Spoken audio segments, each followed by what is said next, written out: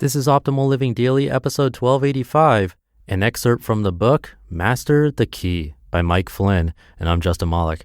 Welcome to Optimal Living Daily, or the OLD podcast, where I read to you from some of the best blogs I can find and get permission from, and sometimes books like today. Mike is an advisor, host of the Impact Entrepreneur Show, that's a podcast, and speaker, all about helping others make a big impact. You can find him at theimpactentrepreneur.net. And I have an excerpt from his book, so let's get right to it and start optimizing your life. An excerpt from the book, Master the Key by Mike Flynn. When was the last time anything you set out to do went exactly according to plan? If you're like me, nothing comes to mind. That's because chance has the ability to show up every minute of every day and take us in a direction we weren't expecting. With 1,440 minutes in a day, there's no denying we experience chance in ways large and small every day. If you spend all your time focused on making sure everything goes just right, even though it never does, you won't notice when chance shows up. You won't give chance a chance. French biologist Louis Pasteur once said, quote, "Chance favors only the prepared mind," end quote. We can capitalize on chance when it comes along, but only if we are prepared to do so. That means recognizing chance when she appears and preparing to act when she does. Chance can show up in many forms. I found that chance tends to show up through people, events, disasters, places, and crisis. Let's look at a few stories that illustrate the ways chance likes to operate. People. Alex Boye, a world-famous musician, singer, and performance artist, always dreamed of using his gifts and abilities to move people through music, but life didn't play out the way he'd hoped. At one point, he was so down on his luck that he reached into a trash can to grab a half-eaten sandwich. That's when a stranger ran up to him, slapped the sandwich from his hands, and said, "You are better than this." Despite not knowing this person, their words deeply impacted Alex. Alex's life changed forever after this fateful encounter. Today, the world knows his music as his YouTube videos have been viewed nearly 500 million times collectively. Events. Christmas Abbott grew up dirt poor in Virginia. When she tried to join the military and failed, she went with her backup plan and joined her mom on a base in Iraq as a civilian laundry attendant. One day, her whole life changed. Their base was hit with a violent mortar attack, and as bombs exploded on all sides, Christmas reflected on the life she wanted to lead moving forward. Today, she's a world-famous CrossFit trainer, the creator of the Bad Body Diet, a multimillionaire entrepreneur, and the first female NASCAR pit crew member. Disasters. When Ernest Shackleton set out to explore the Antarctic continent, he did so with confidence and hefty financial backing. That's when his expedition took an unexpected, disastrous turn. His ship, Endurance, was crushed by the ice in 1915. He and his 27 crew members moved from one ice floe to the next in order to survive. 2 years and 22 days after first leaving Plymouth for the South Pole, Shackleton and his entire crew were safe and headed for home. Places. I'm at the Bubble Lounge in San Francisco for my sister's 25th birthday party. I don't really want to be there, but when my sister told me that Lisa was coming, I decided to attend. When I got there, it was standing room only. All the couches were taken. It was a cold night in December, and when Lisa arrived, we made small talk, but without a place to sit, our talk was about to end.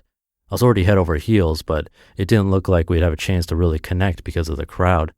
That's when chance intervened, and a couple got up to leave, offering us their seat. That love seat is where we truly began to fall in love. Crisis. For several years, I was a wildly successful businessman. Then, in the course of a couple years, all of my success, financial and otherwise, was wiped out by the financial crisis, which led me to a mental and emotional crisis and into the chair of a psychiatrist. Crisis is one of the least desirable forms chance can take, but I know it gives us a life-changing opportunity.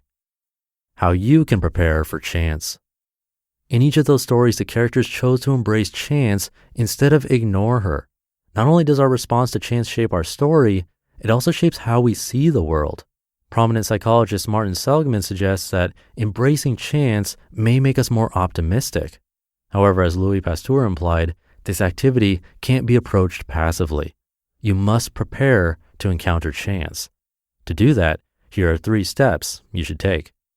Number 1, listen for her. When I interviewed author and Navy SEAL Jocko Willink on my podcast, I asked him about the tools we can use to adopt on the fly. Tool number 1, listen, he told me. Tool number 2 is what you're going to take out of your box after you've listened. The problem, Jocko explained, is that too many people never use the first tool, so they don't know which tool to take out next. We have to train ourselves to listen for her so we're prepared when she shows up. Ernest Shackleton used to sit on the ice by himself, reflecting on what's happened and listening for what he should do next. He listened to see where Chance was guiding him, and because he listened, he was able to draw on his tools and abilities to keep his crew alive until they were rescued. Number 2, expect her to show up. Quote, "If you do not expect the unexpected, you will not find it." Heraclitus. As the quote reminds us, it's important for us to remain open to the way that chance will show up in our lives and to leave room for the unexpected. It's okay to have a to-do list, just remain open to an opportunity to step into your greatness through your response to chance. By maintaining that expectation, you'll be more present in each moment, manage your day more effectively, and be more in charge of your mental and emotional responses to life's challenges. Number 3, act when chance doesn't show up. What chance wants most from us when she appears is to get up off our butts and move in the direction she is calling us and take advantage of the opportunity she is giving us. She wants us to wake up to our potential when a stranger knocks a half-eaten sandwich from our hands. Think about our life choices as mortar shells rain down around us. Keep moving and not get stuck when our boat is crushed by the ice. Wait in that crowded room for someone to stand up and to not be so proud that we won't sit down in that therapist's chair. Victim or creator, it's your choice. The bottom line is that in every instance, we have the choice to look at the events that have shaped our lives through the lens of a victim or a creator. In each story, the people involved could have been content to let their circumstances dictate the way they lived. Instead, they all chose to respond when chance showed up. In doing so, they created their own endings.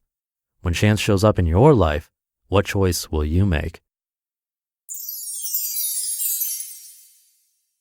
You just listened to an excerpt from the book, Master the Key by Mike Flynn.